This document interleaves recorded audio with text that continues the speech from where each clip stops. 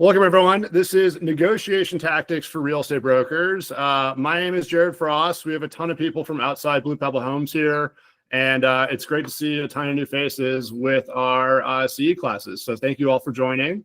So just a quick background, I'm the employment broker and founder of Blue Pebble Group.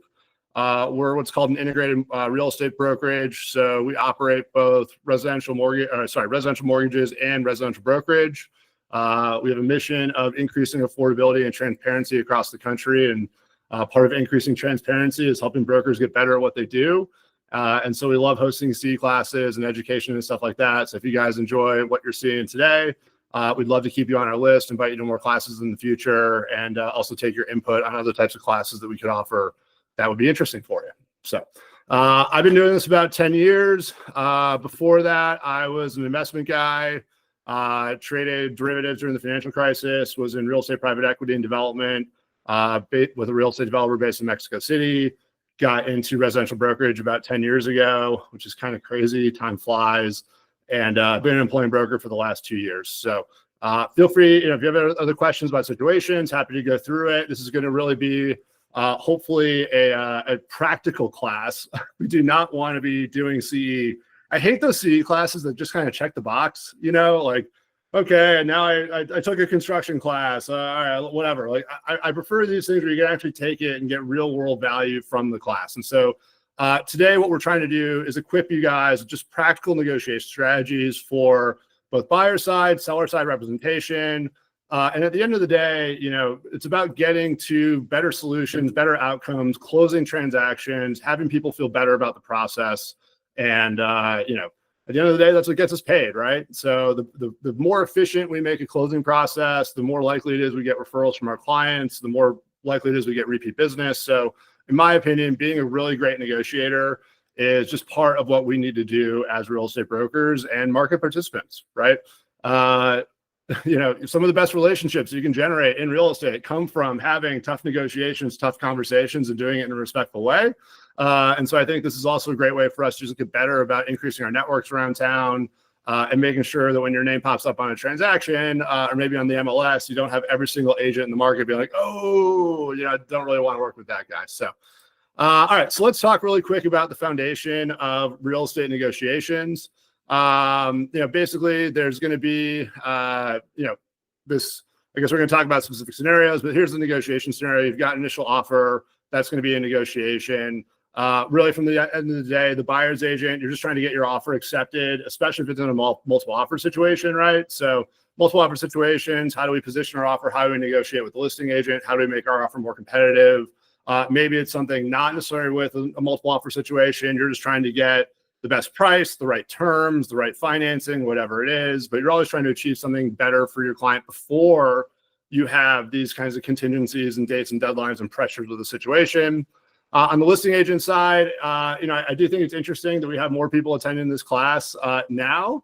Listing agents never really had to negotiate up until about a year ago or so. It's been a long time since listing agents had to negotiate. And so now we got to, as a listing agent, if your house is on the market for more than 14, 21 days, like you're probably doing a lot more negotiating than you were in the past. And so we have to learn some tips and tricks for listing agents now too. It's not just fielding offers and putting the photos up and clicking close on MLS. But at the end of the day, we got to negotiate the best price and terms while attracting strong buyers in a market now where buyers understand that you might not have multiple buyers lurking the property and they're really trying to flex their muscles when they smell blood in the water. So then you have an inspection scenario that we're going to go through. At the end of the day, this is getting the buyers what they want. It's minimizing concessions for the seller. But really, this is the second phase of a transaction. And then really, you've got appraisal disputes and kind of last minute financing things, right? So appraisals are always an interesting one. I always think appraisal negotiations are always interesting, which is why everyone, in my opinion, tries to avoid them at all costs. We really dig into the inspection stuff, and no one really wants to argue about the appraisals because it makes it a lot harder with the math there at the end of the day with so much pressure on closing. But really, it's ensuring that your buyer doesn't either overpay or lose their ability to finance while the listing agent, sellers kind of had their expectations around what the sales price would be and kind of what they're giving up in inspection. And then they get a bad appraisal back and like, oh, we have to give up more, but come on, like what's going on? So that's really the kind of the last part.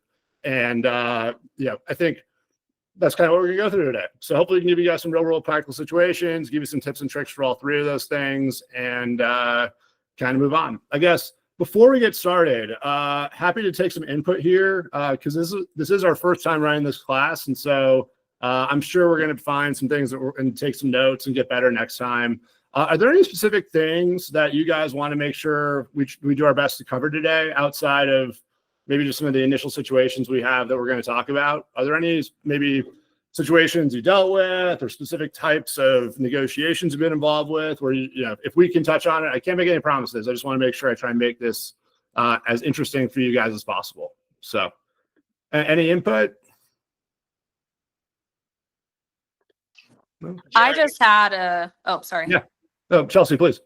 I just had a situation just yesterday where the appraisal came in light on a home that my buyers are under contract on. The sellers weren't willing to drop the price all the way. We split the difference on it.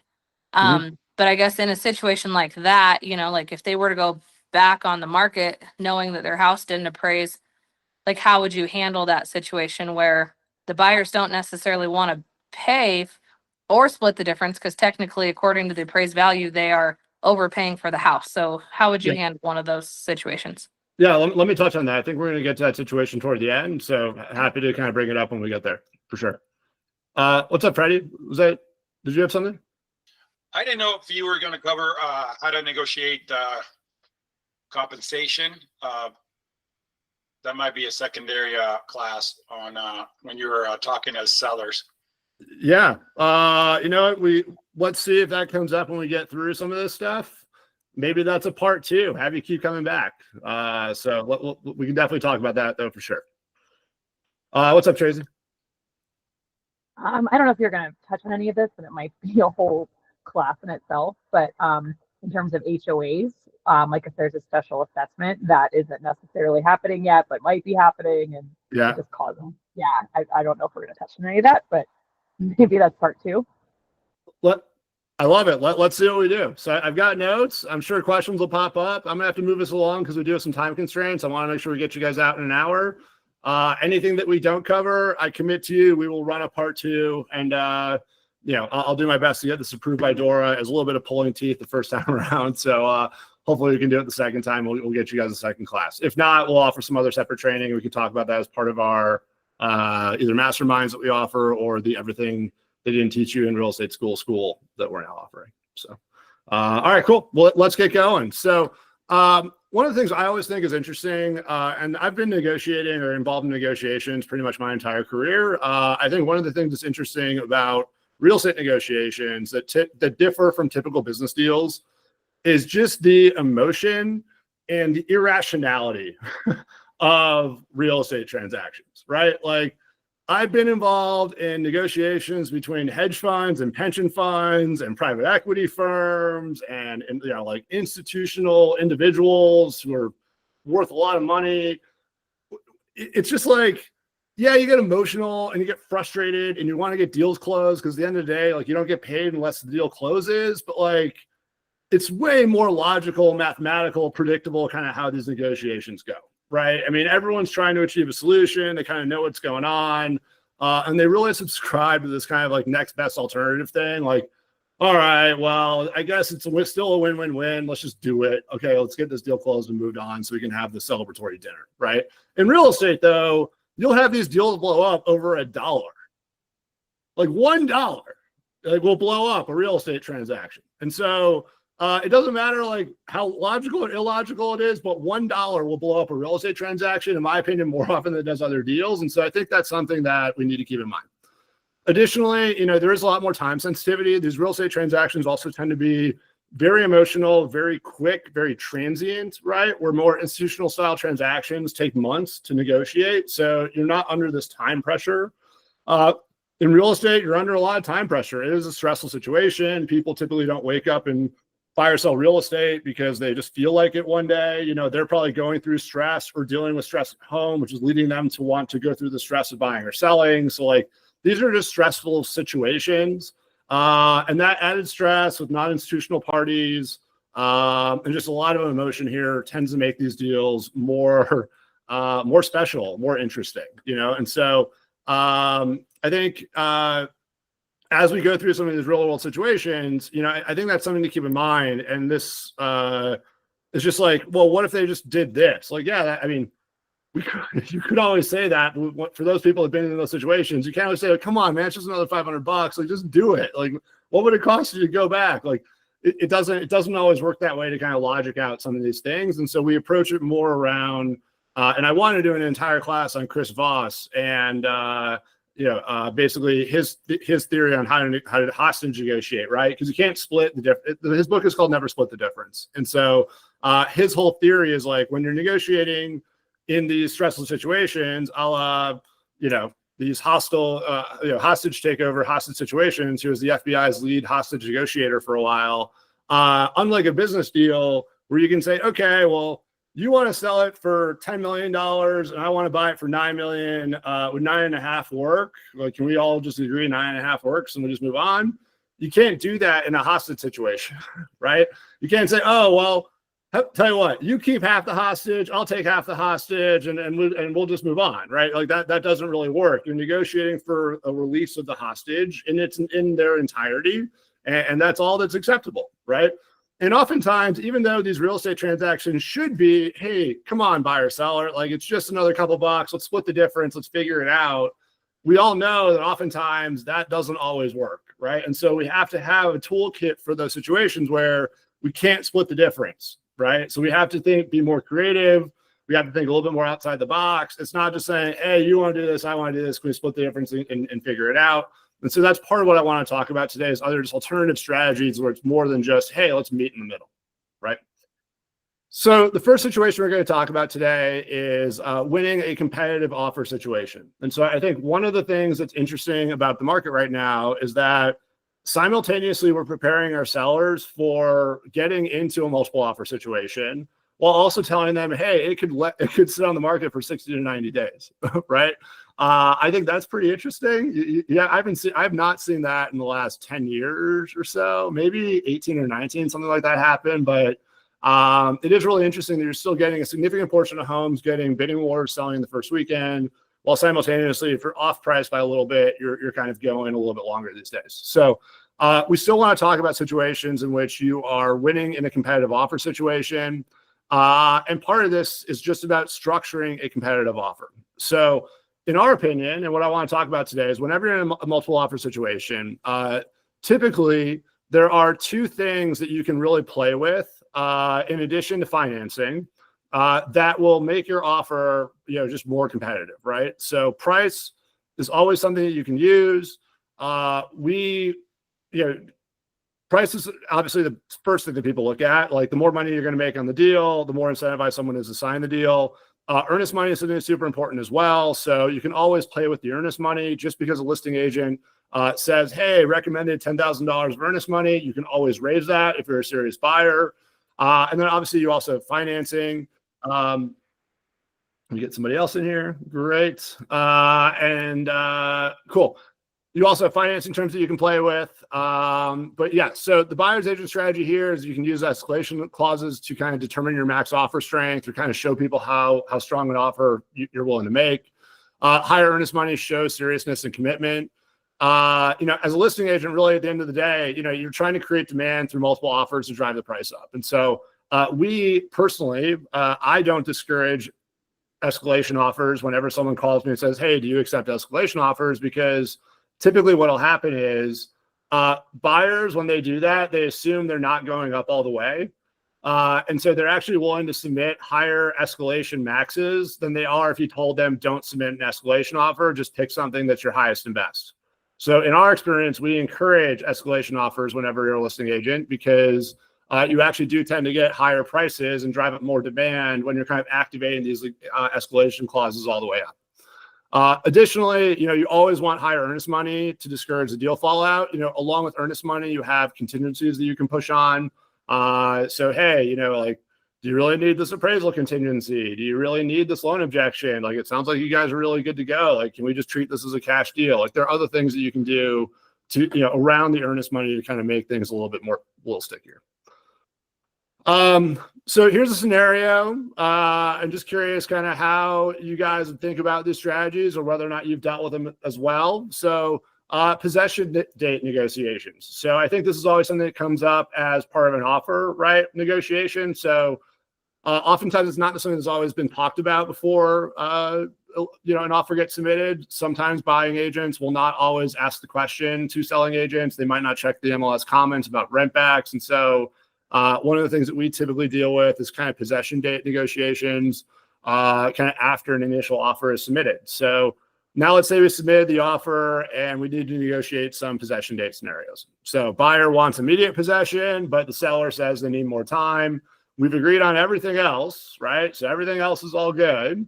But we got to figure out this possession thing because buyers are moving from out of state and they don't want to stay in a hotel anymore. Sellers aren't going to be able to close on their home for a little bit. So like, what's going on?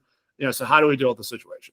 So I guess just curious, how often, have people dealt with the situation before in the live audience? You can just raise your hands. Anyone deal with this situation? Yep. Chelsea. Cool. Corey. Sweet. Awesome. So typically in these situations, Nate did great, sweet. So typically in these situations, I think one of the first things that you should always be looking at here is using a leaseback option to sweeten the deal, right? If you can come to terms on everything else but the possession date, one of the things that will always be good is using some sort of leaseback, right? Especially if you're going to be doing it for a couple weeks, right? Using the cost of, let's say, long-term hotel stays. So even if it's inconvenient for someone to move somewhere else or live somewhere else or whatever, oftentimes you can get executive kind of style housing or other short-term kind of rental situations for not that much money, right?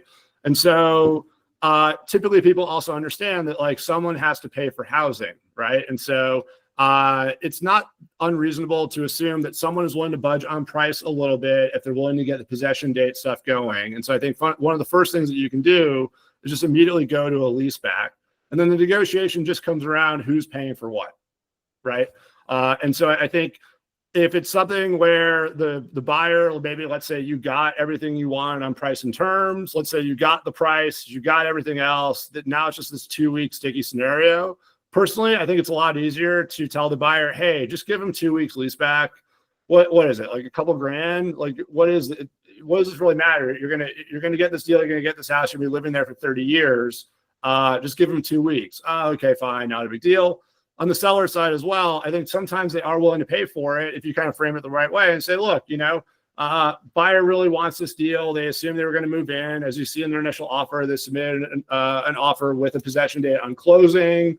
They're moving to town. If they now need to get a hotel for the next 2 weeks to let you out, then it kind of make like, how are they going to pay for living expenses if you don't at least increase or decrease the price or increase the cost of rent back or whatever for you to stay in the house for another couple of weeks? And so I think that's one of the key tips here, and goes back to one of Chris Voss's thing.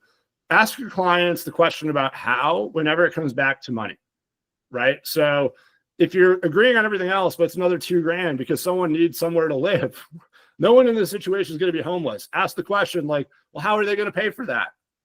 Right? If we don't give some concession or if we don't move a little bit, like, how are we going to make this work? Not everyone might be in the financial situation just to eat a couple $1,000s of expenses for 2 weeks, right? Sometimes this is a very tight transaction. We don't have liquidity like that. So just ask, like, how are they going to pay for it? Okay, well, can we work this out so the numbers all figure, like, where can we work this out? If you don't need the cash right now, and they obviously need it, like, let's do it. Can we do it in a seller concession at the closing table? Can we do it in some sort of price reduction? Like, how can we make all this cash work out? And the question, in my opinion, should always be how. And then you can navigate these tough situations where it's like, hey, like I got to get a rental for 2 weeks. Okay, not a problem. Let me go back to my client. I'll explain the situation. We'll get you some cash, whether that's seller concession, whatever it is. So you have money to, lease a place for 2 weeks, do an Airbnb, whatever it is. Maybe use a buyer or seller's agent, flip it, tip in a couple bucks toward a mover. or a nice dinner or some Grubhub for a couple of weeks while they wait for their kitchen. And I think everyone moves on and is pretty happy. So I think that's just one of those situations where if you ask how, you can navigate some kind of tough situations around. You can navigate some, how bad. Okay, so winning in a competitive offer situation, there are also some other things that you can think about here. So inspection contingencies, appraisal gaps, and closing timelines. These are also things that are big levers for buyer agents to pull in a competitive offer situation. First, with inspection contingencies, obviously, the less you're willing to inspect, the better it is for the seller. So if your buyers are kind of know what they're getting themselves into, or you're comfortable with the situation, obviously either a pass fail, so using that inspection termination deadline, or even just a limited approach. This is your one public service announcement from Blue Pebble Homes saying buyer will limit their inspection to items related to health, safety, and normal operation of a house does not count as anything as language in the Colorado contract to buy and sell. So if you're one of those people that ever puts in buyer will limit their inspection to health, safety, and normal operation, I can make the argument that any inspection item you would pop up would cover under health, safety, normal operation. So if you're a listing agent and you see that language, I would just kind of laugh and let your sellers know this doesn't really mean anything, right? If you're really going to limit your inspection items, be specific about how you're going to be limiting the inspection items. Either do a pass-fail, like an inspection termination deadline, or say buyer's inspection will not include any cosmetic items related to paint, carpet condition, blah, blah, blah, blah, blah, right? So or buyer will not submit an inspection objection unless the aggregate value of all items on the buyer's best estimate is more than $5,000 to repair, right? Okay, cool. Now we actually have real language around what inspection items and warrants would be there versus health, safety, and normal operation. Anything is health, safety, normal operation. That's your PSA for the day. If you're a Blue Pebble person, or especially on my team, you've been probably annoyed with me saying this for the last 10 years. I'm just going to keep saying it because that doesn't mean anything. So I'm trying to make you guys all better. All right, cool. Appraisal gap. Appraisal gaps, and this maybe goes to the situation that Chelsea was dealing with as well. So appraisal gaps, just if you guys aren't aware, the way the contract's set up is basically if the appraisal comes in below the purchase price, you can submit an appraisal objection to try and get an adjustment on the price so that you can meet the minimum down payment requirements. The maximum down payment requirements that the buyer would have as it relates to getting the financing. An appraisal gap would be that you basically put in a bit of what it is a gap or a spread between, unless the appraisal comes in more than $20,000 below the purchase price, we will not be submitting an objection, kind of thing. So you kind of give some buffer between where the appraisal price is and where it isn't. As a buying agent, make sure you only do that if your client actually has the capacity to take on the gap, right?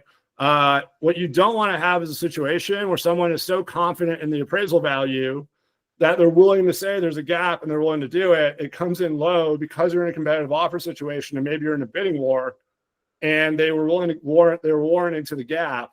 You could be in an earnest money situation if you don't end up closing as a result of not having the cash for the down payment, right? So just make sure if you're ever going to put in that gap, you got to make sure your buyer can perform in the event that it ever gets activated.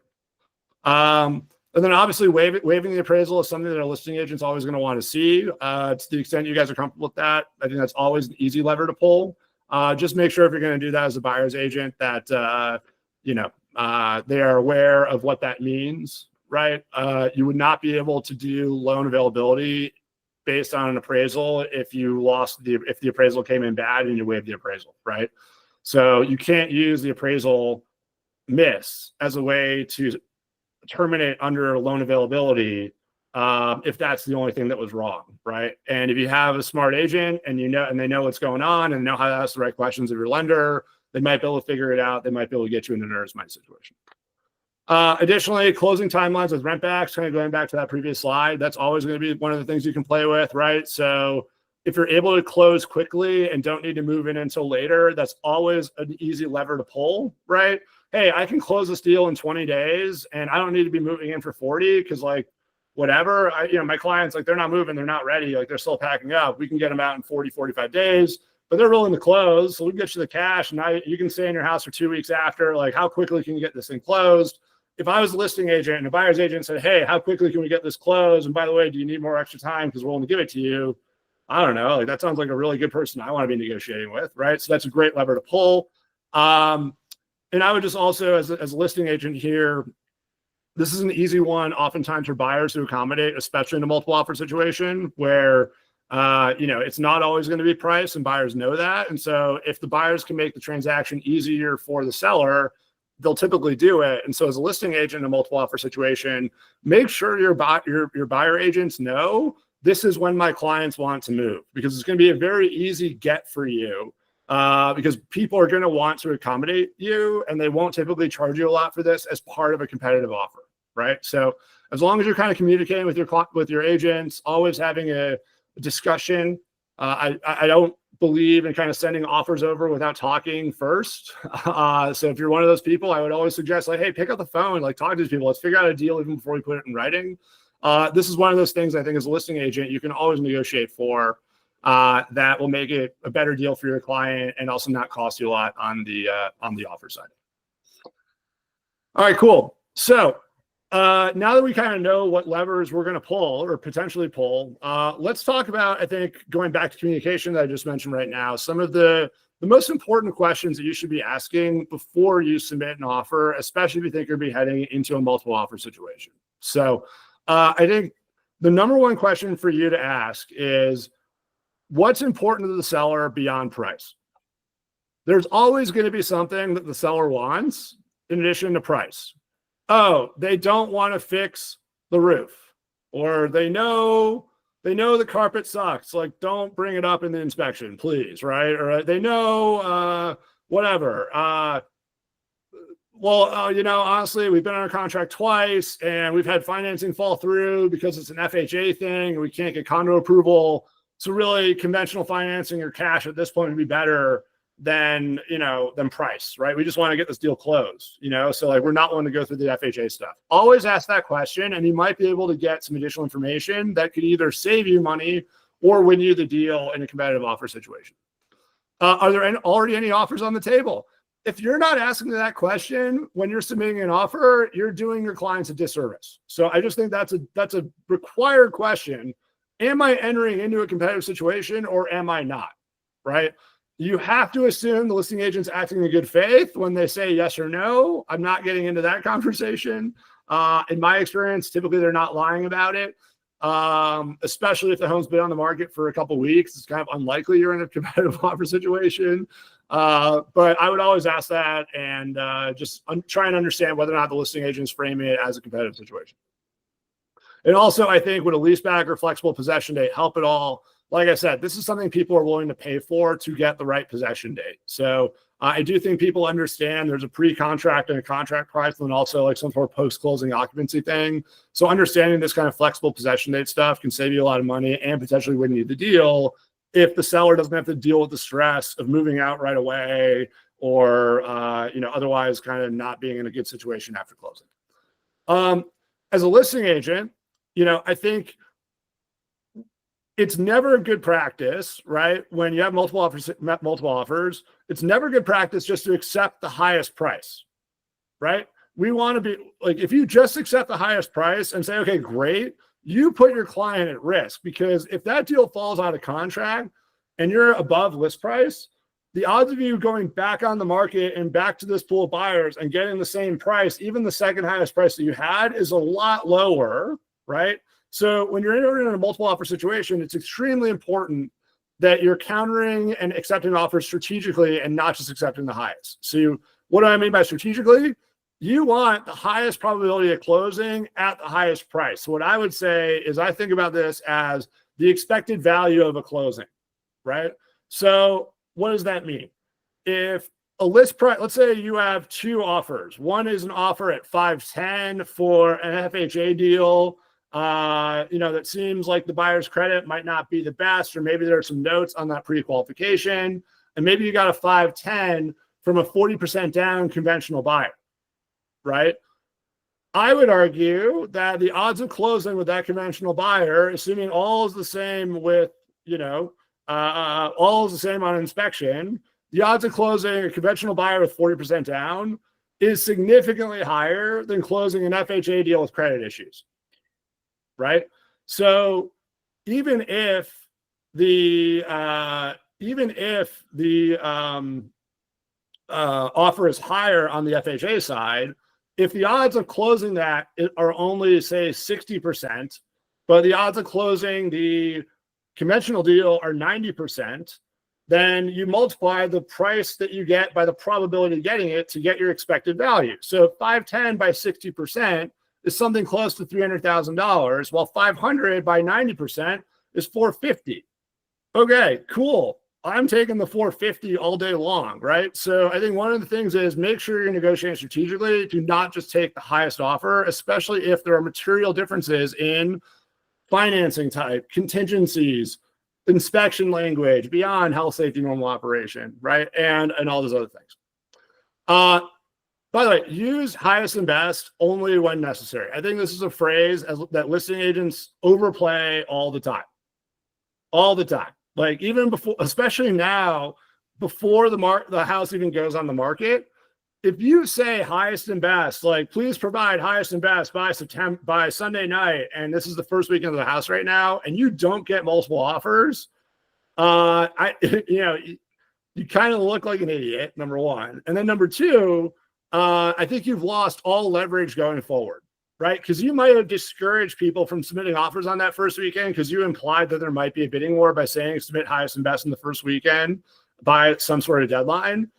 Maybe you've got buyers at a price point that don't feel like they need to be in a bidding war. And so if you're suggesting, hey, like, we're going to have a bidding war, make sure you have your stuff ready to go by Sunday, you could actually be doing your clients a disservice by dissuading people from seeing the home.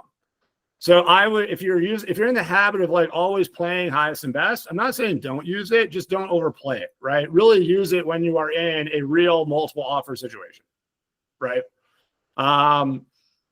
Cool. And then, like I said before, I don't think you can talk about this without talking about number one. You can't talk about number one without talking about number three. But don't just accept the highest price, but you got to accept the buyer strength, right? So financing, down payments, lender's reputation, kind of warranties in the contract, all sorts of other things. Understand like how strong is your buyer, and like how motivated do you think they are to actually get this deal done? Cool. Any questions before we jump into some inspection issues? No? All right, cool. Our favorite, negotiating inspections. When all of our clients' research on HGTV finally pays off, right? Like this is the moment that they've been preparing for when watching $1 Million Listing and HGTV and Love It and List It and all the stuff, right? And so I always think inspections, in my opinion, they always get emotional for no reason whatsoever, right? Tracy's laughing because Tracy's been on my team for a long time, and she always has the most fun inspection negotiation, like always the most fun. If you want to, we could do a class just on Tracy's inspection stuff. Maybe that'll be part 2. So, but anyway, so inspections are always emotional because like we always feel like this is like the buyer's one opportunity to finally get it, finally get the deal they always wanted, finally stick it to that seller for making them pay the extra $5,000 to go under contract. Like this is our moment, right? Sellers on the mean side, they're like already defensive because they hear about all these horror stories and like, oh gosh, like what's like, don't like no whammy kind of thing, right? And so they're just waiting. Everyone's emotionally charged in these situations. So you've got a defensive party on one end, you've got another party who's geared up, ready to go. And our job is to de-escalate the situation, right? So this is always a fun time to negotiate is inspection. Okay, so let's talk about some inspection strategies. So first tactic is prioritizing requests. As a buyer's agent, it is always important to make sure that your most important issues, in my opinion, go top to bottom on your inspection objection. Don't start with the really naggy chip paint and the GFCI outlet not in the bathroom and then the whatever, and then get worse and worse and worse and worse and worse until you get to the roof replacement and the mold and all the other stuff, right? That, I think the way people read that is really bad. So I would try, and that if you're going to do the laundry list, make it most important to least important. So that way it kind of makes it gets better as it goes on, not worse, right?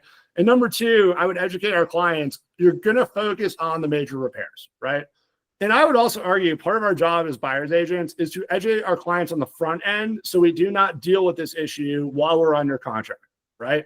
Whenever we work with buyers on our team, we always say, hey, look, 1% of the purchase price you should have in reserves for when you move in, fixing some of the stuff that you don't get on inspection or fixing part of that 10% of the house that we educate you, you're not going to like when you buy the house, right?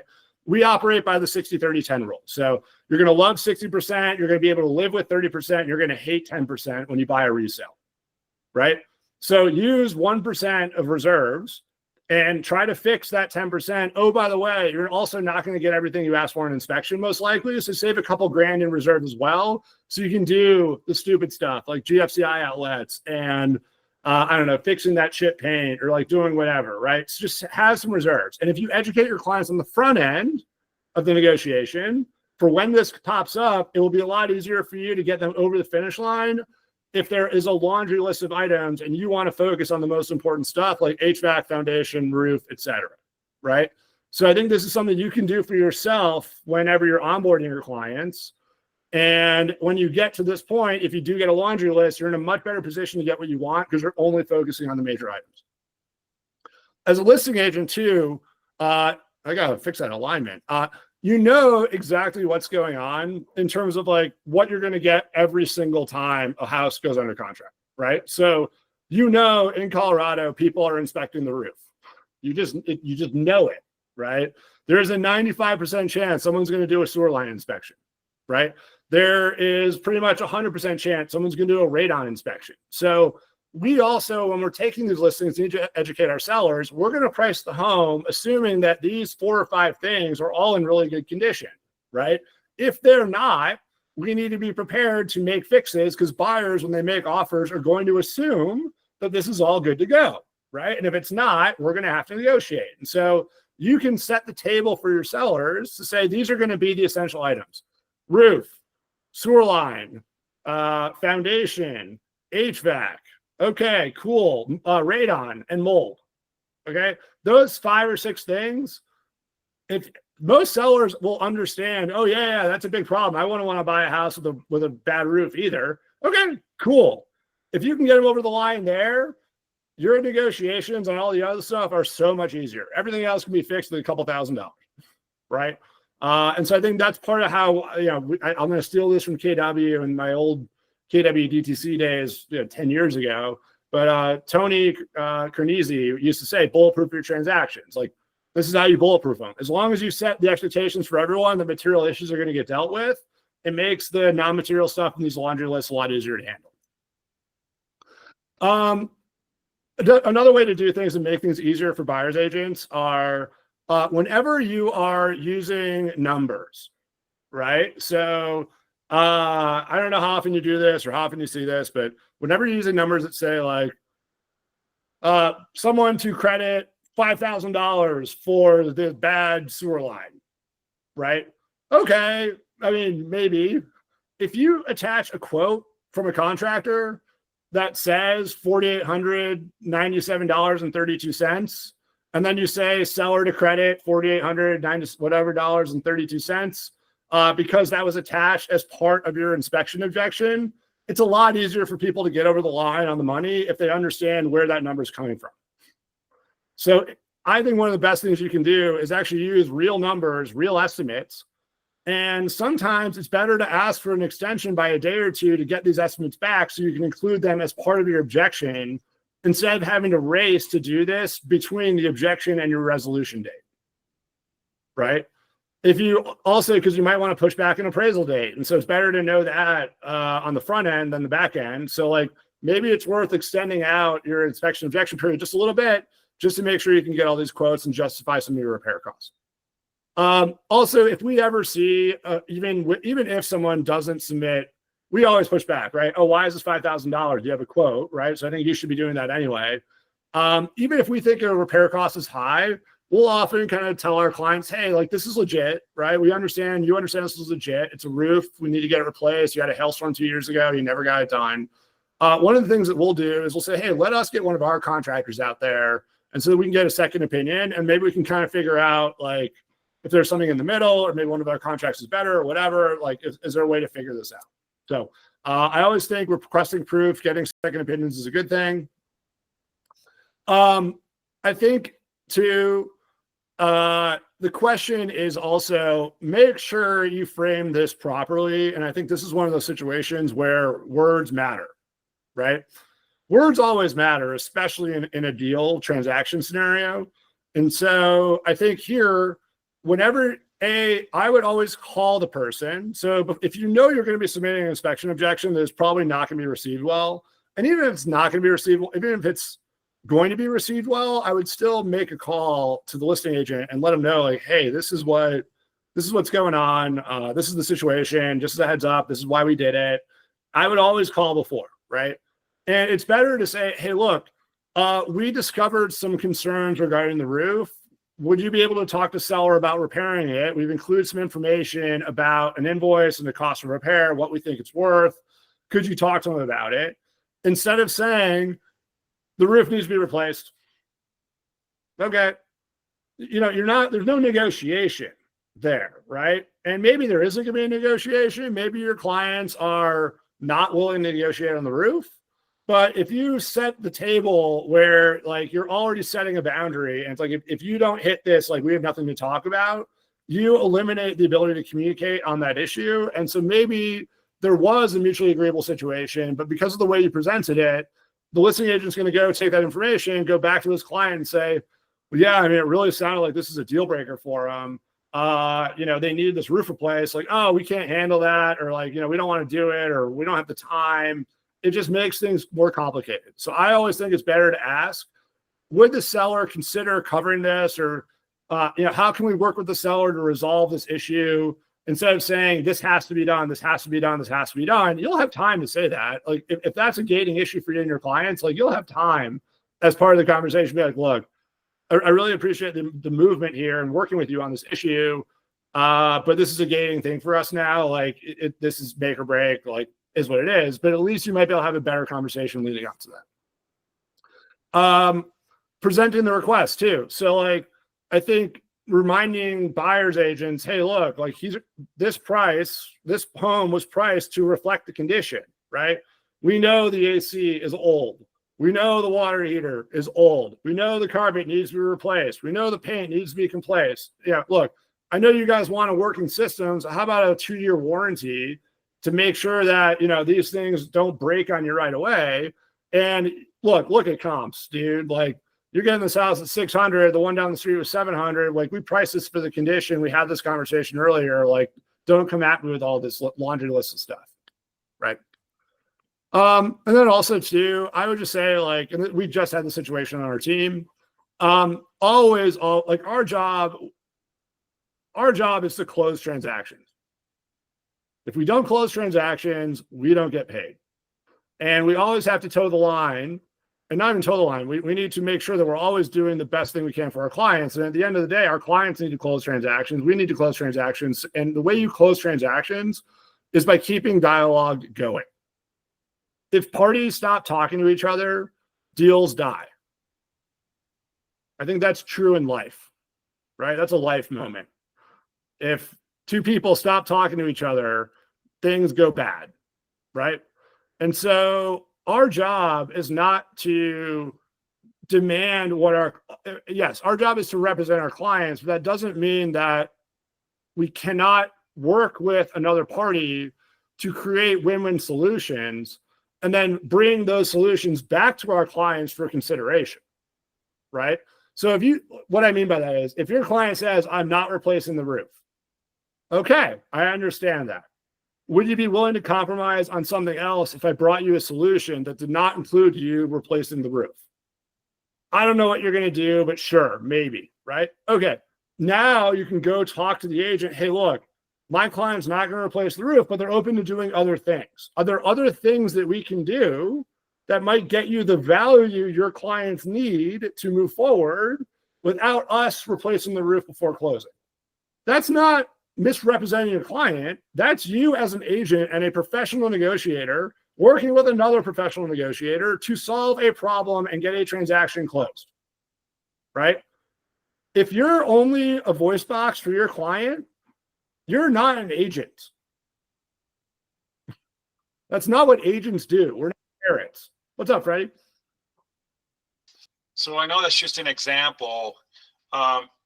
When a seller's not willing to replace the roof and it's been inspected and all that, I'm looking at the challenge of closing with a roof that's not solid to get insurance for it. So I don't know if you want to dig into that rabbit hole, or you and I can talk offline. I mean, look, at the end of the day, the insurance requirement is a lender requirement. So it also depends on the deal. You know, like if you're a cash deal, you don't need the roof to be insurable in theory. Right. But also I think it's also like, well, we don't want to coordinate. A lot of times, like, we don't want to replace the roof comes down to, we don't want to coordinate it. Right. Or we don't want to bear the risk of it. Right. And so, well, what if we replace the roof and the buyers walk? What do we, like, where do we get the money kind of thing? Right. And so I think a lot of times this comes down to just asking more questions and keeping the dialogue going about, like, okay, well, I understand you don't want to be at risk over the roof. So let's say their earnest money was non-refundable and we just push closing out 3 days so we can get a roof contractor in here and get this thing done before closing. If they walk, you get their earnest money. Would that be okay? Oh yeah, sure. Like, I'm moved out by then at that point, right? So like, go do whatever you need kind of thing. So a lot of times clients will say something, in my opinion, and it's just because they're lumping in a concern with something else and it's coming out the wrong way. And I think it's just our job to really identify, like, what is really the concern. And as long as we're talking about alternative solutions, that helps us pick up, like, what is the actual real concern that we're talking about. So hopefully that helps. Sweet. All right. So we've already talked about this a little bit. So, but when a deal is at risk over inspections, you can always go back to, purchase price or credits instead of like actual activity or reduction, right? So, look, I don't want to deal with this whole list of stuff, blah, blah, blah. What if we just throw money at them? Okay, totally cool. We'll figure it out. That's another way to do it.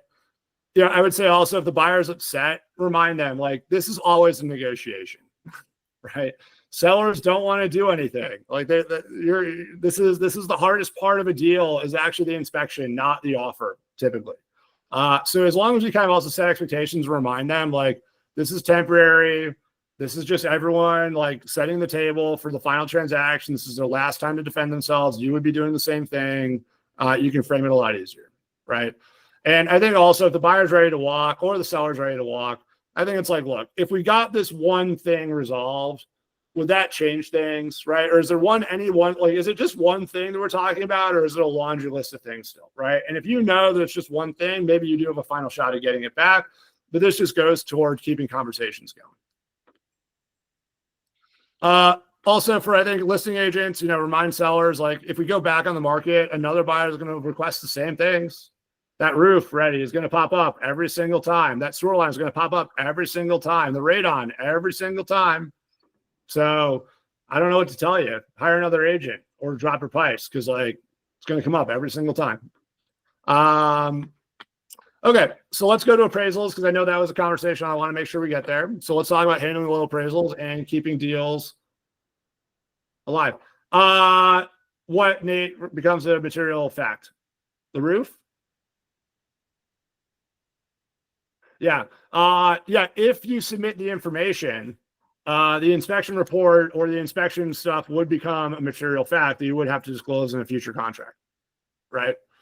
Not everyone's doing that these days anymore. I'm noticing it less frequently, where people are submitting inspection reports, I think, out of kindness for disclosure. But yes, if you did receive the report as a listing agent, you would have to disclose. Correct. So one of the reasons why low appraisals happen is because appraisers are either not adjusting fast enough, They're unique homes without comparable sales, or lender risk management tries to keep values conservative. This implies some bad faith stuff happening on the mortgage side. I'm not going to argue that too much, so let's just focus on the top two. But this is how you respond to a low appraisal. Well, first of all, you can appeal the appraisal. Oftentimes, the appraisal management company will allow you to do it. Sometimes they'll charge you for it. Keep in mind, this is not your mortgage broker's problem, right? Your mortgage broker is not allowed to talk to the appraiser anymore. That is a post-financial crisis, whole thing. This is not your mortgage company's fault. These are now run by appraisal management companies, which are separate. And so your mortgage company actually doesn't have a lot of ability to do this. This is you dealing directly with the appraiser or dealing with a mortgage broker through the appraisal management company. So you can appeal it, point out better comps, challenge better adjustments. As a listing agent, I always think you should be submitting comps to the appraiser anyway, but you can always support the buyer's appeal and push back if it seems low. Here you can negotiate a price adjustment, or maybe as a listing agent, counter with a partial reduction instead of a full adjustment. So Chelsea, was this kind of more the situation that you were talking about? I think. Yeah, it was. Yeah. So I think part of it too is whenever you're dealing with these price adjustments or these issues with appraisal, you always have to make sure you're very clear on what the financial restraints are of the deal and this particular buyer, right?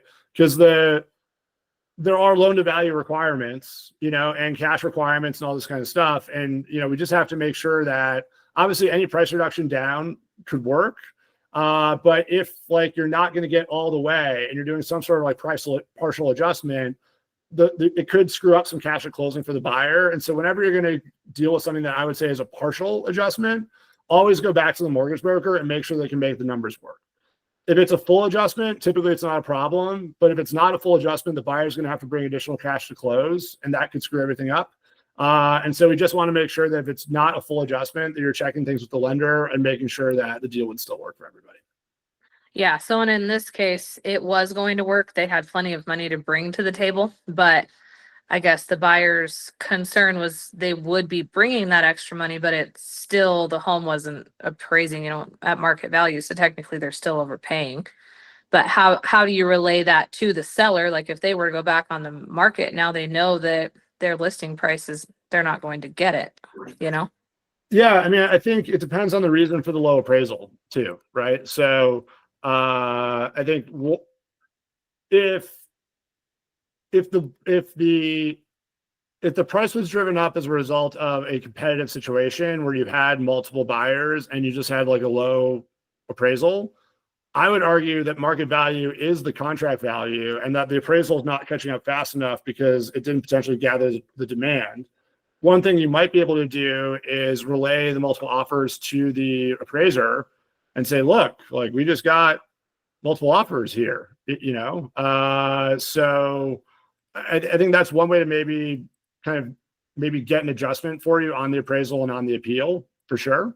I think also, that just comes down to really the difference between what is market value and what is appraisal value. And that's just one of those tough situations where the appraised value is not the same as market value. But I mean, market value would be whatever someone's willing to pay for it in theory. If they're willing to pay higher, then there's probably market value. Yeah. Okay. Thank you. Yeah. Cool. Awesome, everyone. And we're running up on an hour. I promise I will get everyone's name written down at the end of the hour. So if you need to go, feel free. We might be running a couple minutes late. And if you need to go, make sure you get credit. So we'll start writing some names down. So that way, when you get out of here, it's totally okay. But if a buyer has no cash to the gap, some of the other things we might be able to do is negotiate seller credits instead of an appraisal gap. Or basically try to figure out a way to offset other costs instead of maybe offering an appraisal gap or something like that if they can't get all the way. And I think for the listing agent, the issue is if the buyer doesn't have the cash or if the seller doesn't want to make an adjustment, it's hey, are you going to really wait to go through another maybe 60-day process of getting an offer and then to go through this inspection again? You don't know what you're going to get. Sometimes kind of framing it as, well, what would happen if we have to go back on the market?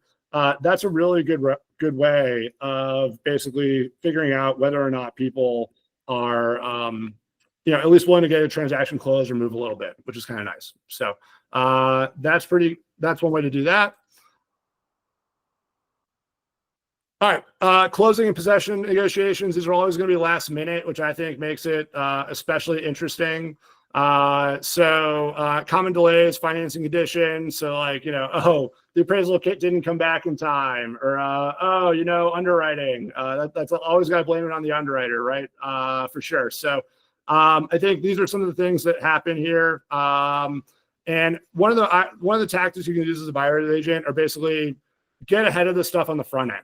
Right. So be in constant communication with your mortgage company and make sure that you understand, like, this is what's going on in the transaction right now.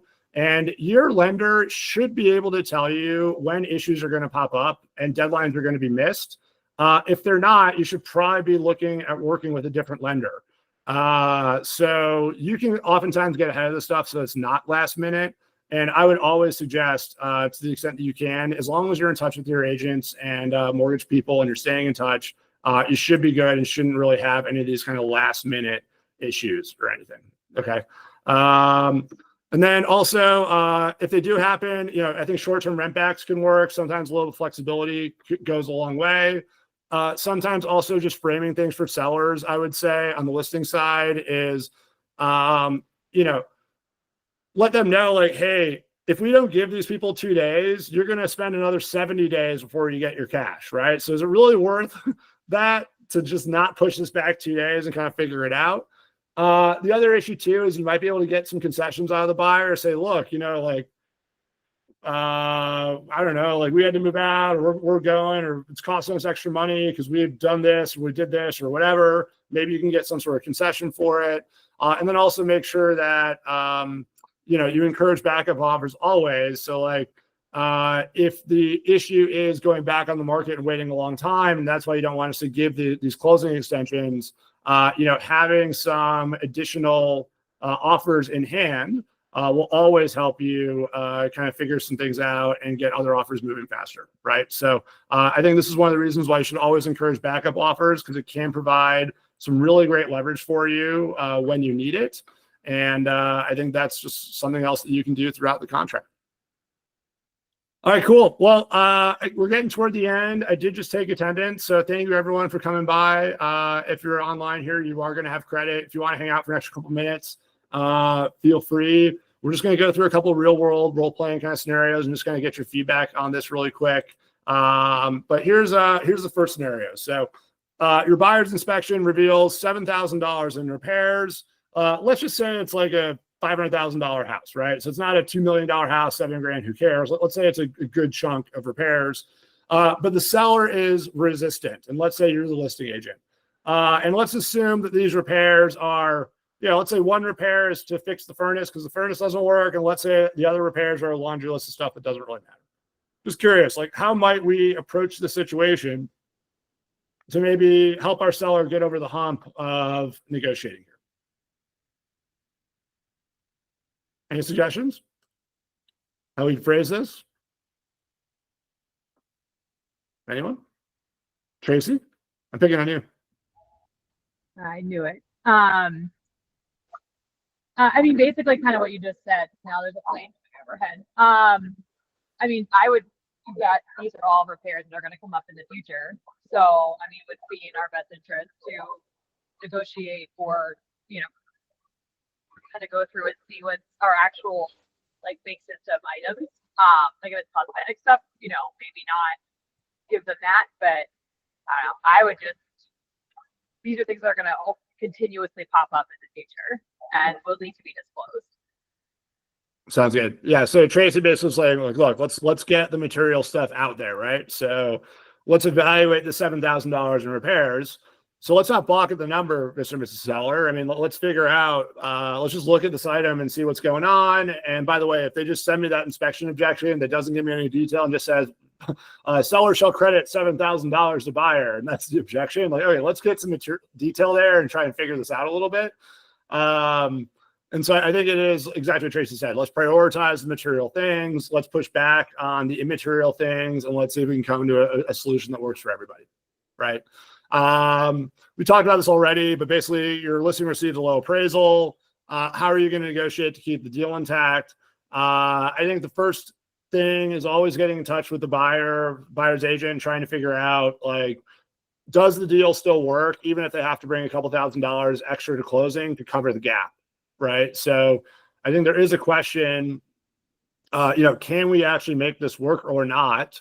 Hopefully you guys get the right information. No one's lying to you about that. But I think that's always the first question. Like, is this an all or nothing kind of thing? Or is there a way for us to get flexible and maybe bridge a gap on the appraisal, or bridge it in other ways where, okay, we'll give you the appraisal gap because you need that for financing, and we're going to maybe eliminate some other closing cost concessions or other things. I don't really know, because at the end of the day, it all comes back to cash at closing. But there might be other ways for you to keep that deal intact. But just make sure you ask the question: can we make this deal work if the buyer doesn't get the full gap still?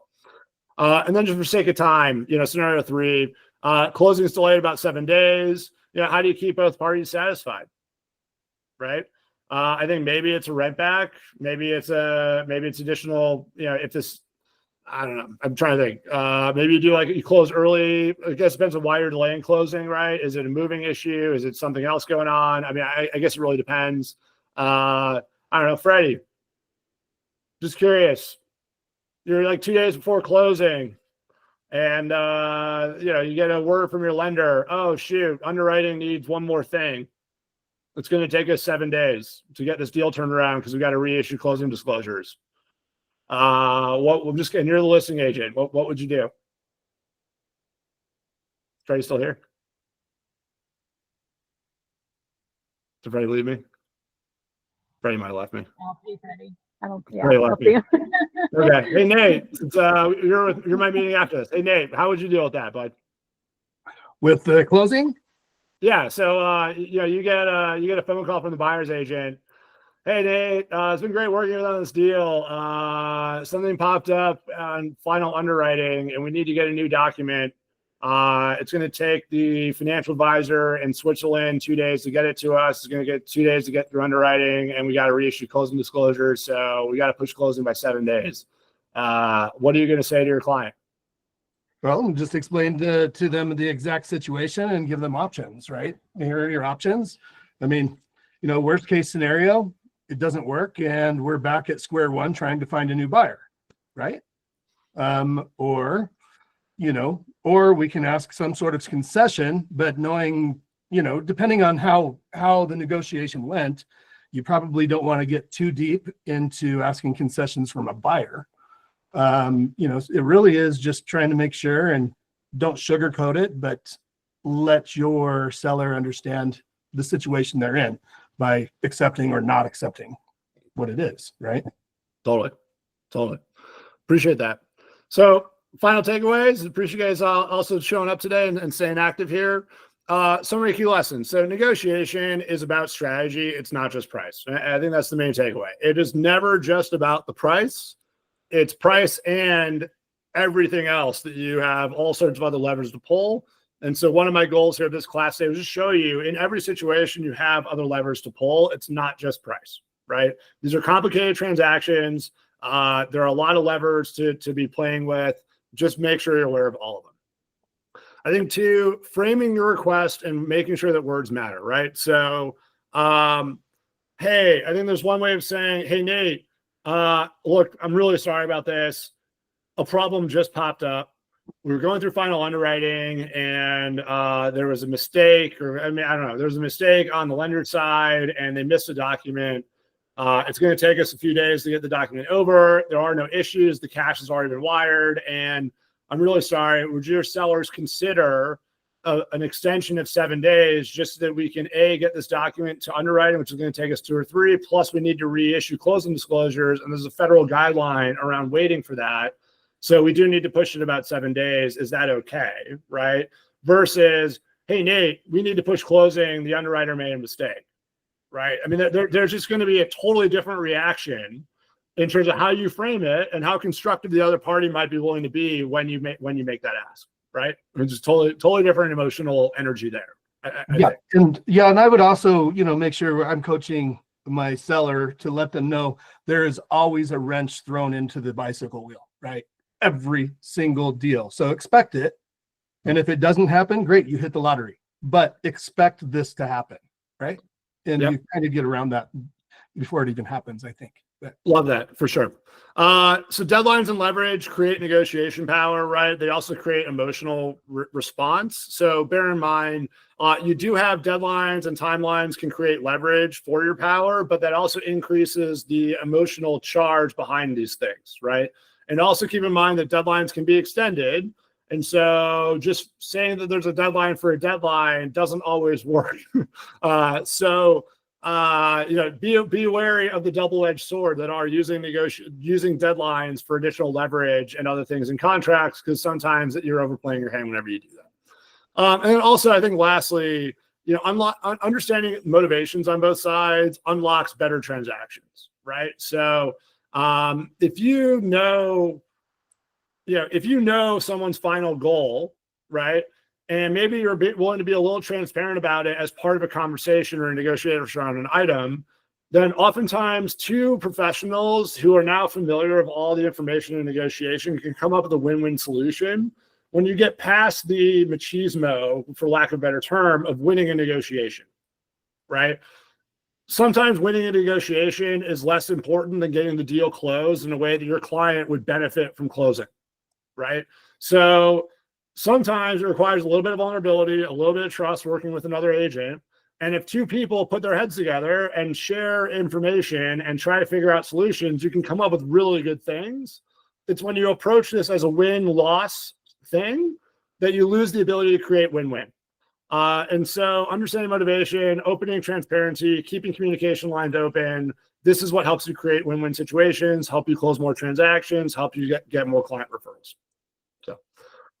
So yeah, thank you everyone. Thank you very much, everyone. We really appreciate it. Sorry for going a couple minutes late. I'm going to make a note of that for next time. If you have any feedback, please let me know. We'd love to kind of be offering more classes that you're interested in, making the classes that we currently have better. We'll make sure you get an invitation to this month's AI training, actually June's AI training that we're going to be doing, as well as our CE class. I think we're doing something with local homes. We're going to do a tour of local homes and also do an investment class in real estate. So it should be a lot of fun. And thank you very much. Really appreciate it, guys. Oh, thank you, Ginger. Really appreciate it. Do me a favor. I know you all signed up. Cass is going to be doing all the certificates and stuff. I've got the attendance. I took some screenshots. If you don't get your screenshot or if you don't get your certificate in the next couple of days, please reach out to Cass and we'll make sure that we get it done for you. I'm going to send her the list right now. She should have your information if you registered. If you did not register for this class, send me an email. It's jfrost@bluepebblehomes.com, and we'll make sure we get you guys a certificate. Okay. So thank you very much. Really appreciate everyone. Have a great weekend, and we'll keep you posted with all the other classes we're going to be doing in the future. Ginger, let me work on that for you. Let me see what I can do for you. Okay. I'll try and get a copy of the slides online. Not a problem. Cool. Thank you. Right. Yeah, absolutely. Thank you guys. Have a good one. We'll talk to y'all soon.